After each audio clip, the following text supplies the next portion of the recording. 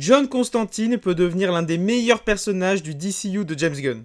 Les premiers projets DC qu'on a eu sont plutôt pas mal. Les 2 saisons de Peacemaker étaient vraiment bonnes, Superman c'était sympa, je te laisse aller voir ma critique en vidéo. Et même si Supergirl c'était bof, l'univers il est encore en construction, donc y a pas de quoi s'inquiéter. Et au centre de tous ces projets, y a les personnages, qui sont tous bien développés pour l'instant. Mais c'est surtout qu'ils sont pas éclipsés par les thèmes abordés, comme les réalités alternatives dans la saison 2 de Peacemaker. Mais ça avait bien été introduit, donc je me dis qu'on peut faire la même chose avec un thème que je veux absolument voir, la magie. Parce que pour moi, il y a une vraie carte à jouer pour d'une part se différencier du MCU, mais aussi pour proposer quelque chose de rarement développé au cinéma, ou alors c'est extrêmement basique, comme pour Shazam ou Doctor Strange. La magie dans les comics, c'est un concept très important, et c'est pas exactement le même chez DC et Marvel. Il y a, pour faire simple, 4 formes de magie chez Marvel, et pour pouvoir pratiquer la magie, il faut du potentiel mystique, en gros c'est le talent, et de la formation. Plus récemment, on a un concept que j'aurais adoré voir dans le MCU, c'est que la magie a un prix et qu'il faut toujours le payer. Ça aurait permis de développer Strange, ses relations amicales et sa romance avec Christine de bien meilleure manière. Et ça, on le retrouve aussi chez DC Comics. Et ce que le personnage de Constantine doit réussir à faire, c'est introduire les règles de la magie en les faisant cohabiter avec le reste de l'univers, tout en laissant de la place pour développer le personnage en lui-même, pour pas que ce soit juste un Wikipédia ambulant. Parce que le personnage de Constantine, il est génial.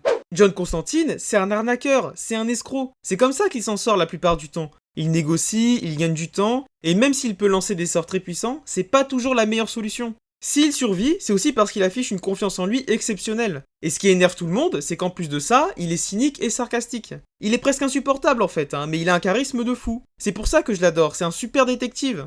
Pour parler des origines du personnage, John est né à Liverpool en Angleterre. Il a pas eu une enfance facile, sa mère est morte à sa naissance, et son père alcoolique il lui a jamais pardonné. Très vite il se tourne vers l'étude de la magie et de l'occultisme, et après avoir appris tout ce qui est possible en Europe, il part à New York pour apprendre auprès de l'un des plus grands mages du monde, Nicolas Nolan. C'est là qu'il rencontre la magicienne Zatanna et il en tombe amoureux. On aura peut-être ça sur grand écran, ou une romance avec un mec vu qu'il est bisexuel. Voilà, ça c'est vraiment la base de la base pour le perso. Je vais pas commencer à détailler toute sa vie et tous ses combats, déjà parce que la vidéo elle durerait plus d'1 heure, et aussi parce que j'ai pas envie de spoil son histoire si on le voit un jour dans le DCU, mais ça j'y reviens plus tard.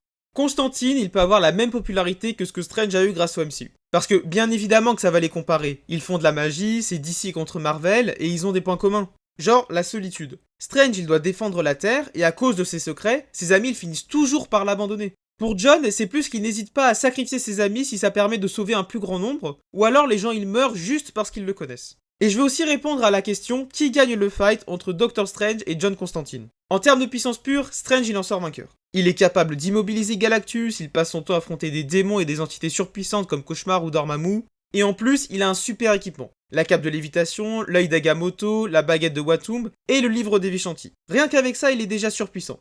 Et même dans les comics les plus récents, il reste bien plus fort que la version pathétique que l'on a eue dans Spider-Man No Way Home. Il suffit de le voir dans World War Hulk, il est quand même surpuissant.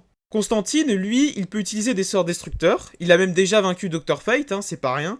Mais le combat qui illustre le mieux son style de combat, c'est dans le film Justice League Dark, où il affronte 3 démons qui ont la haine d'avoir perdu au poker. Il se bat en essayant de survivre, puis il manipule son pote Jason pour invoquer Etrigan le démon. Il utilise tout ce qu'il a à sa disposition, que ce soit des artefacts, des sorts, des démons. Mais sans préparation, ça serait vraiment difficile pour lui de gagner face à Strange.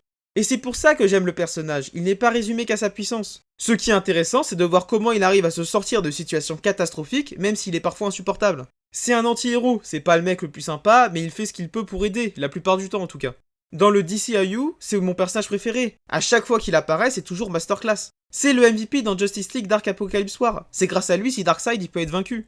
Et que ce soit dans les histoires contre des entités surpuissantes ou juste des affaires de meurtre avec des démons, c'est toujours hyper intéressant. Et c'est pour ça que je veux le voir dans le DCU de James Gunn. Il y a tellement de potentiel avec ce personnage. Et si on analyse les projets DCU à venir, il y a des chances de le voir apparaître dans les prochaines années. On va commencer par le moins probable, on le verra pas dans Man of Tomorrow. Il y a même pas 1% de chance qu'il soit évoqué, moi j'y crois pas. Dans Teen Titans, c'est à peu près pareil. Peut-être que Raven pourra faire allusion à Constantine, mais faut pas compter là-dessus. Par contre, là où il y a de grandes chances qu'il soit évoqué, et même qu'il apparaisse à l'écran, c'est dans Swamp Thing. Déjà parce que sa première apparition dans les comics, c'est dans le numéro 37 sorti en 1985, mais c'est aussi parce qu'ils sont souvent coéquipiers. Ils sont des piliers de la Justice League Dark dans les New 52 et dans DC Rebirth. J'espère vraiment le voir dans le DCU, il peut apporter énormément à l'univers et j'aimerais vraiment qu'il ait un projet rien que pour lui. Si ma vidéo t'a plu, abonne-toi, mets un like, partage et commente, ça me soutient énormément.